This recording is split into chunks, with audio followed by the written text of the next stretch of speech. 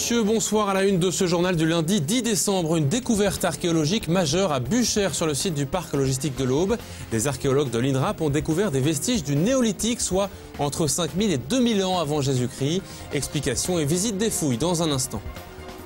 Même en temps de disette, la générosité des Aubois ne se dément pas pour le Téléthon. Ce week-end, les animations ont rapporté plus de 120 000 € et l'on a rivalisé d'idées. À descendre de la Seine en kayak, pédalo sur le bassin de la préfecture. Même les motards en colère ont apporté leur pierre à l'édifice. Reportage à suivre. Et enfin de la luge à 3, c'est possible avec ou sans neige. Depuis samedi, une piste géante a été installée devant la Bourse du Travail, place Jean Jaurès, dans le cadre des animations mises en place par la ville pendant la période de Noël. La descente, elle aussi, a joué en faveur du Téléthon. On fera quelques glissades tout à l'heure.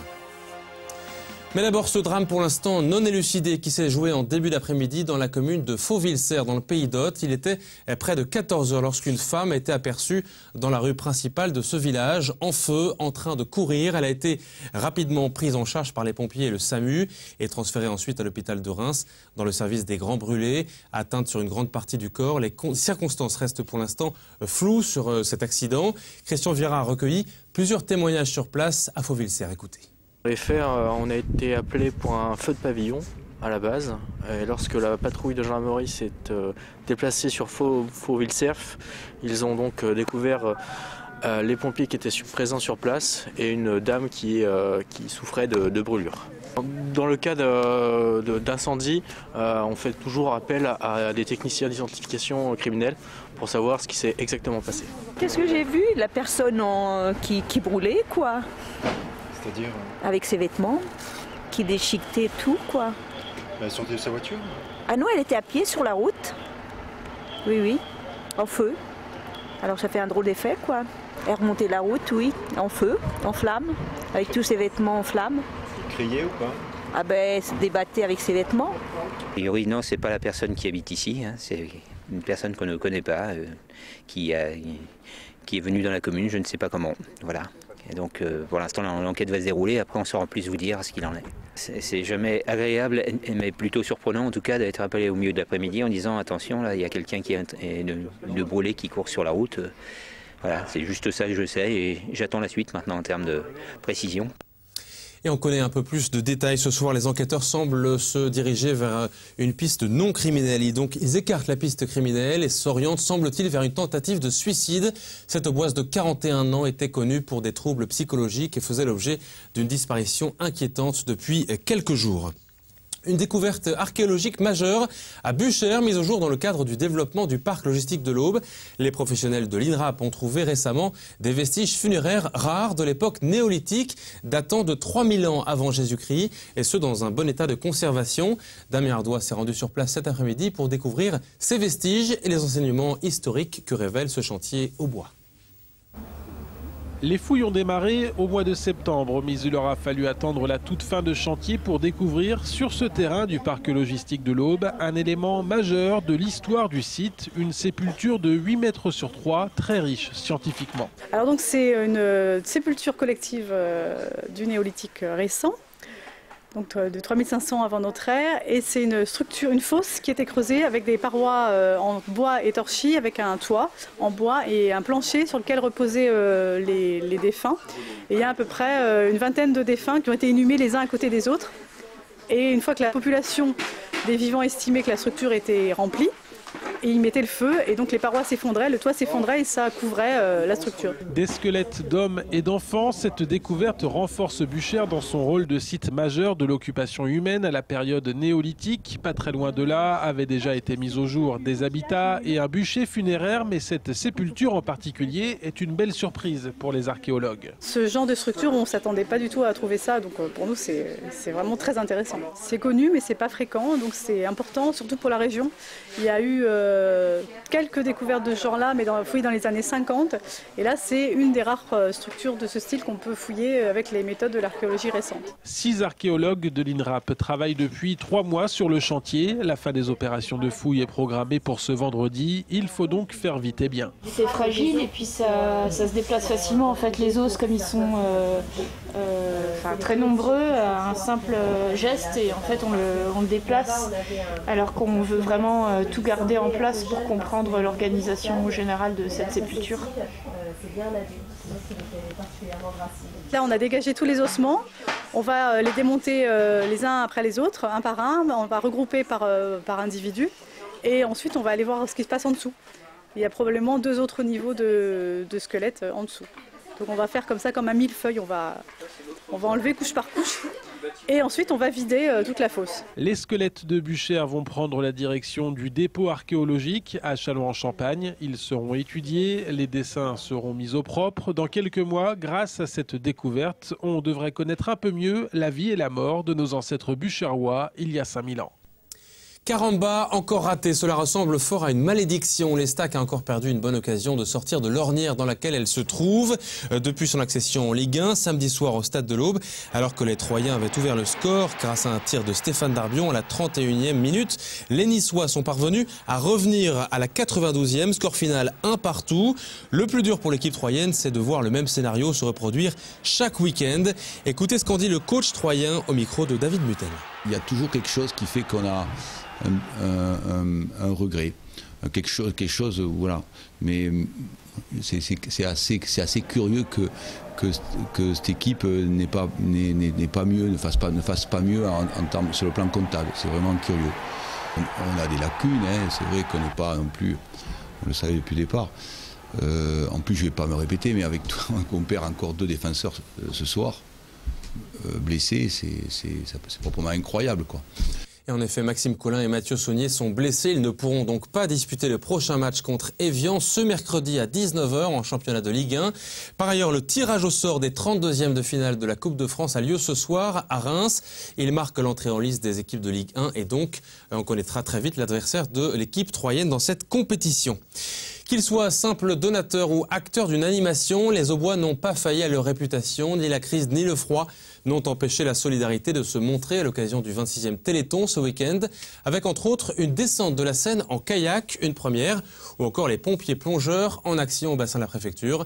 Si les compteurs ne sont pas encore fermés au 36-37, le terrain ce week-end a confirmé l'engouement des habitants Aubois pour cette noble cause de santé publique. Reportage et bilan, Martial Roche et Cyril Tavernet. L'effort au service du Téléthon a été appliqué à la lettre dans toute l'Aube ce week-end. A commencé tôt samedi matin par les clubs de canoë et kayak du département. À la rame et par le froid, ils ont rejoint Bar-sur-Seine, Romilly. Des efforts applaudis par la coordinatrice du Téléthon. C'est un défi pour eux de faire du canoë aujourd'hui, donc voilà. Et puis ça fait une image du Téléthon différente. C'est vrai que ça doit être la première fois qu'on voit du canoë sur le département Bois. Autre mise à l'eau tout aussi engagée, celle des pompiers de Troyes. Pendant 24 heures, ils ont pédalé à bord d'un pédalo sur le bassin de la préfecture. Et si ces pompiers se sont mouillés dans tous les sens du terme, place de l'hôtel de ville, d'autres pédalent, mais eux au sec. Moins sportifs mais tout aussi motivés, les motards en colère ont roulé des mécaniques pour, à leur manière, récolter des fonds. Ces motards étaient accompagnés de Miss Pays au Bois. Des petits stylos, des peluches, pour le Téléthon, voilà. Tout ça inversé au Téléthon. Donc le monde motard a toujours été solidaire, aujourd'hui en particulier. Donc on organise un défilé et on s'arrête au carrefour.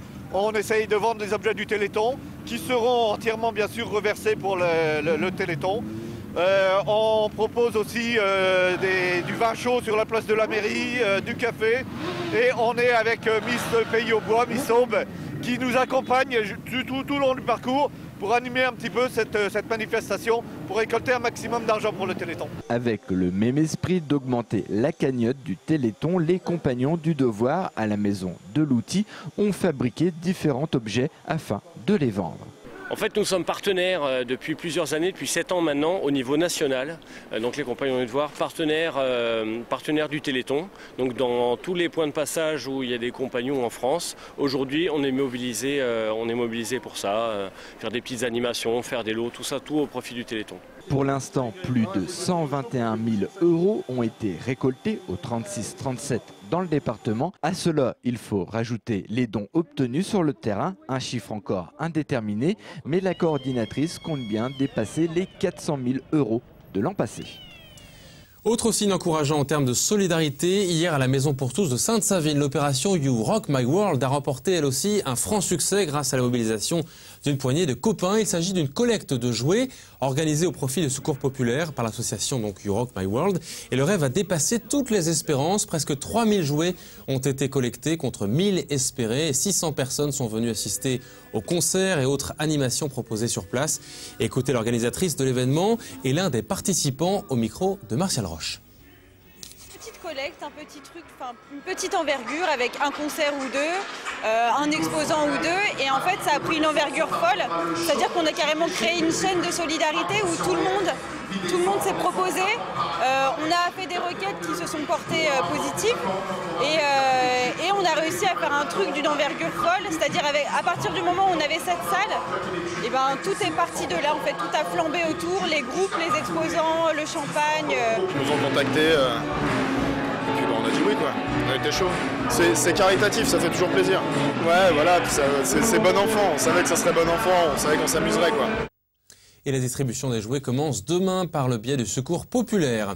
On referme ce journal avec une animation qui devrait attirer du monde en centre-ville à Troyes pendant la période d'achat de Noël. Une piste de luge géante, elle a été installée samedi matin juste devant la Bourse du Travail, place Jean Jaurès, dans le but d'attirer les familles près de l'axe commerçant de la rue Zola. Paris réussit, si l'on en croit, l'engouement suscité par cette attraction ce week-end. Martial Roche et Cyril Thévernet l'ont testé pour vous.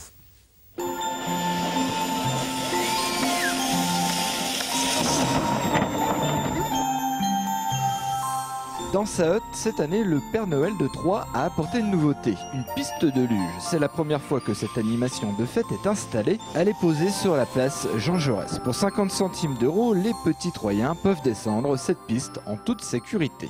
Bah c'est bien ça, on sent une vitesse. En fait, la ville cherchait une attraction nouvelle pour animer la période des fêtes et donc il y a eu plusieurs options et on s'est arrêté sur l'option piste de luge.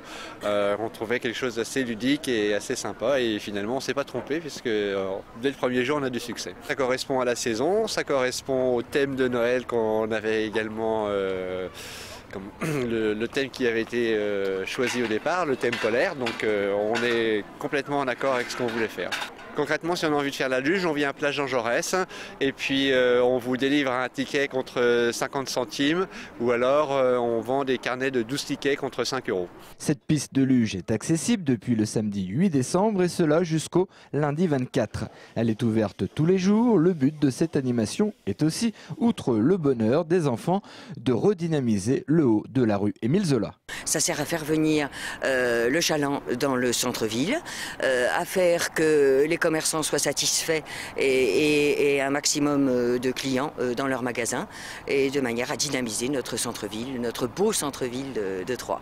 Malgré le froid, la neige n'est pas encore tombée suffisamment à Troyes pour faire du hors-piste. Alors cette animation est la bienvenue. Achetée par la ville, elle pourrait être de nouveau au rendez-vous des prochains Noëls.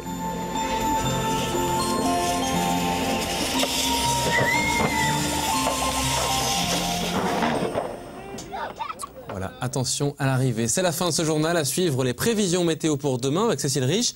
Demain dans le JT, on s'intéressera au fameux changement de chaîne sur la TNT avec une méthode simple et rapide pour se mettre à jour dès mercredi matin, vous le savez, et retrouver entre autres votre chaîne locale préférée sur la chaîne 32 à partir de mercredi. Excellente soirée à tous et à demain.